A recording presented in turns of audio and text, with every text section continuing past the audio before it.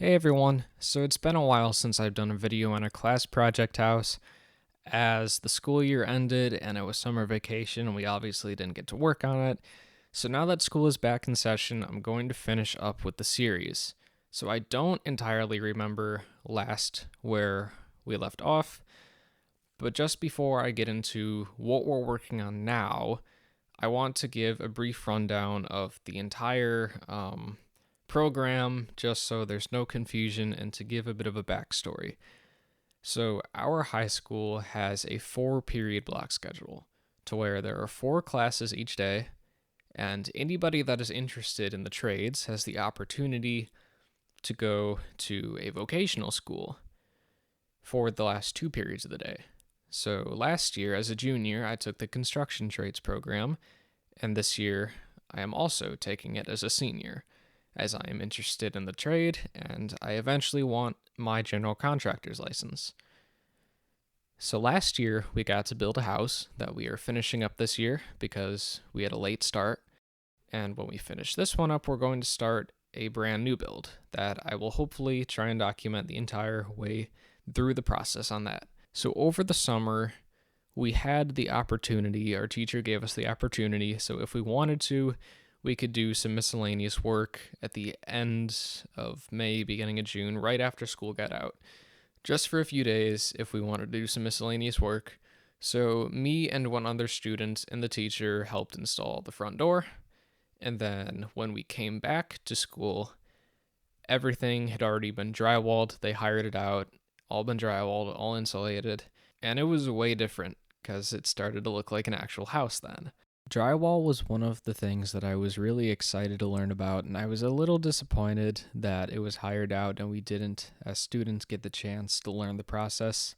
But obviously, since the work was done by professionals and not high school students, it was done a lot quicker, more effective, and it looks really nice. So hopefully with this year's house build, we'll get to learn that process as well. So when we came back to school, we were pretty much given 3 main tasks to work on: vinyl flooring, tile, and kitchen cabinets. Those were the 3 main things to start with. So out of the 3 options, I chose to work with vinyl flooring. So I got to learn how to create a pattern, to create a variety, how to actually measure and cut the boards, and how to snap them into place. And I must say, vinyl flooring looks great. It's very convenient. It's easy to clean. It's all around the way to go. Hardwood flooring, I would say it looks really nice also, and it's cool to be able to say that it's hardwood flooring, but other than that, I don't think it beats vinyl flooring. And this color in particular that we used in this house, I absolutely love, and I would definitely use that or something very similar in my own house. The parts of the house that got vinyl flooring were the main great room, the dining room, the kitchen, and the hallways. The parts that got tile were the bathrooms. Tile I did not do anything with, but I did overlook a lot of the process. To do tile, we laid down, I think, a 1/2 inch sheet of plywood first, and then like a concrete board of some sort, and then the mud, and then the actual tiles.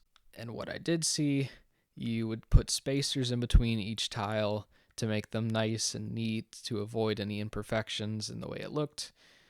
And then after the tile was dried, you would grout it.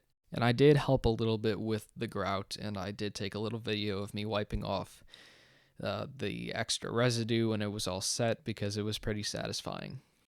The other main thing that we worked on was kitchen cabinets, which I also worked on a little bit before we actually started the vinyl flooring because it hadn't come in yet at the time. At the end of last school year, I already knew what the kitchen cabinets were going to look like as we had decided it before the end of the year, and I was kind of skeptical about it, honestly. I thought it looked a little outdated, but seeing the kitchen cabinets all in and against the vinyl flooring, I think it looks really nice. So definitely let me know your thoughts on that in the comments, because I'm kind of curious to see other people's opinions on it, because as a class, we kind of had some mixed feelings about it. So after all of those main tasks were pretty much done, we started to work on interior doors, and that was pretty much my next main thing that I was put in charge of. So the doors were made to leave a gap in between the rough opening, so there's a lot of wiggle room. So we obviously had to put some shims on each side of the doors to hold the door in place, and then you would nail it from there. After all of that, we started to work on, and what we're still continuing to work on, is fans and can lights and the final outlets and light switches and electrical work. And a crew came in to work on removing the giant heap of weeds and dirt in the backyard, which I am very happy about, and I'm sure the neighbors around our house are very happy about. And that's pretty much all that is new with the house, all that we've been working on. I would say we only have a week or two left of working on the house. Our deadline is October 1st, but we realized something else that is pretty big that we're going to have to work on. We originally thought that the way the homeowners association is for the subdivision, we thought we were going to have to be required to brick the entire front of the house. And we realized that the homeowners association only requires a certain amount of square footage to be put on the front of the house. So since brick is very expensive, what we ended up doing, the bricklayers have started bricking. It's only like their second day of doing it. But what we're going to do is brick only up until the bottoms of the windows, all on the front of the house. And we're going to, as a class, side everything above that, the same charcoal as the rest of the house. And I will do a final video showing everything that completed on the inside of the house, everything that we're finishing up, and then all the brickwork done, all the siding, and hopefully the concrete driveway, just everything, all the final details of the house. And then I will do a final time lapse, a final walkthrough of the entire year, as much of the main footage as I got. Hopefully that will draw in a lot of viewers, and it will be cool to see the entire process be put into a time lapse. Maybe I'll show my class, or at least my teacher. We'll see. But it is just amazing to see where this house used to be, how far it's come, and it's really, really cool to be able to look back and say that I took part in building this house. And to see what it is now, it's a really cool thing to be able to say. And as we are finishing up this house, a crew has already come and poured the foundation. I think today they removed the concrete forms.